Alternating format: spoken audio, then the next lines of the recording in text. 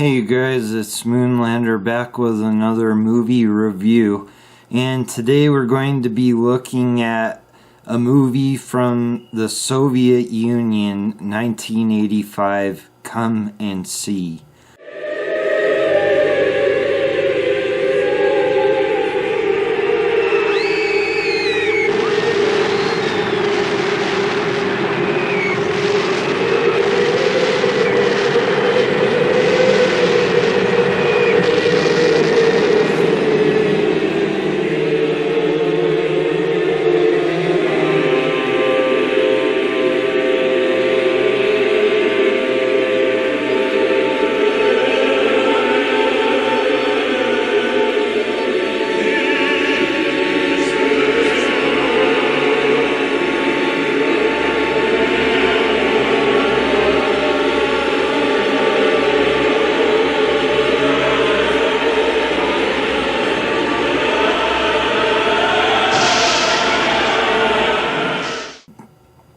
And now the IMDb trivia is full of interesting facts about this movie. Apparently live ammo was used during the filming of this movie. The director wanted to hypnotize the lead character so that he may not be traumatized by some of the scenes in the movie, but I guess that didn't work out according to this trivia. And this movie is included on Roger Ebert's Great Movies list. It's also included in the 1001 Movies You Must See Before You Die. Now, Come and See is about a young boy who wants to fight the Germans so bad that he digs up an old rifle from an old battle site, and he's digging through sand until he finds a rifle, because apparently he can't join the resistance without his own weapon. After he finally finds a weapon, he leaves his mother and two younger twin sisters behind.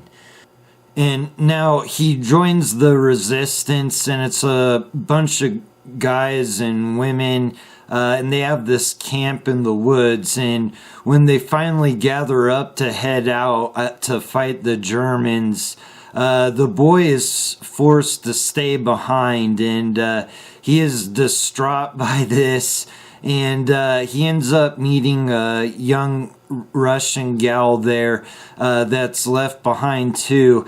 And they befriend each other. The camp gets bombed and destroyed, and the boy decides it's best for them to head back home, to his home. And they return to the village. No one's there. His mom, his sisters aren't there. He panics, doesn't know what to do, insists on going out and looking for them. And they're gone. But they do find refugees, and he ends up going off with his uncle and a couple other guys to scavenge for food. And on this journey, he's exposed to even more horrors of war.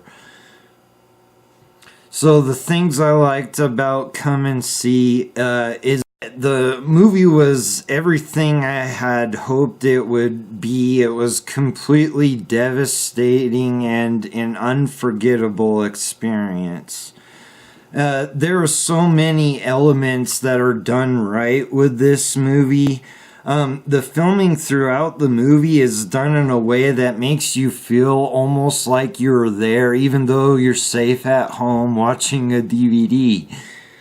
Now, it did say in the trivia that Steadicam was used for most of the filming, and I think it worked really well. I mean, it just sucked you into this movie as an experience. And also, there's a lot of details throughout the movie that also envelop you in this movie and invest you in the characters. Some of the things that stuck out in my mind is one part where they had stolen a cow that they were going to bring back to the refugees. And they're crossing a wide open field, and they're fired upon. And you just see tracers flying through the sky and ricocheting off of rocks or hills, and they definitely must have been using real ammunition for that shot, because it looked real. And I mean, I figured it was even before I read that on IMDb. And of course the cow gets shot, and they get a close-up of the cow's eye flinching back and forth with flies flying around it.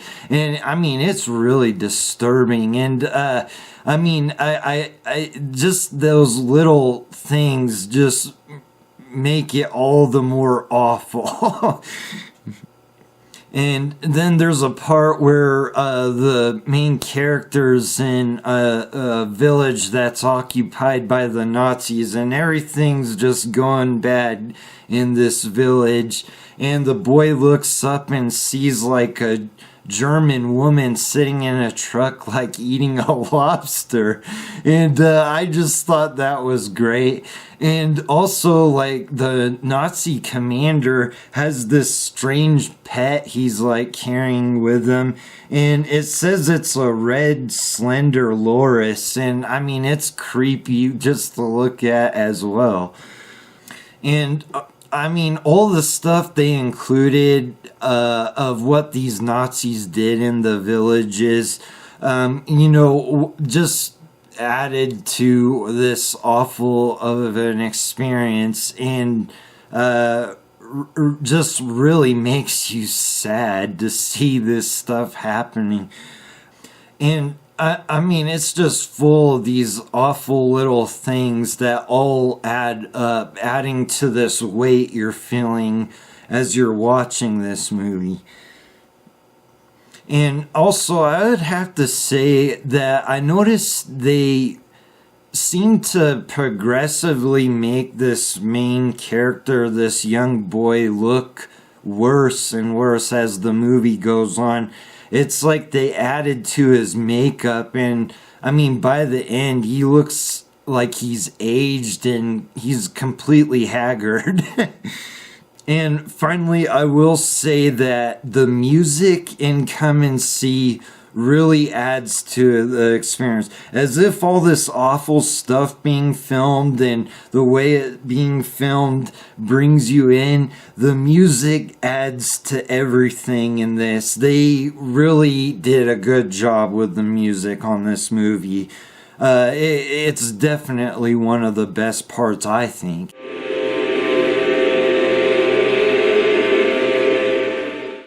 So my final thoughts on Come and See is, look, I would probably give the whole movie away if I just listed off all the things I loved about it. It is a completely unique experience. It's memorable, and it's totally sad and awful. And now, I love that in a movie, and it is definitely, for me, I give it a 10 out of 10.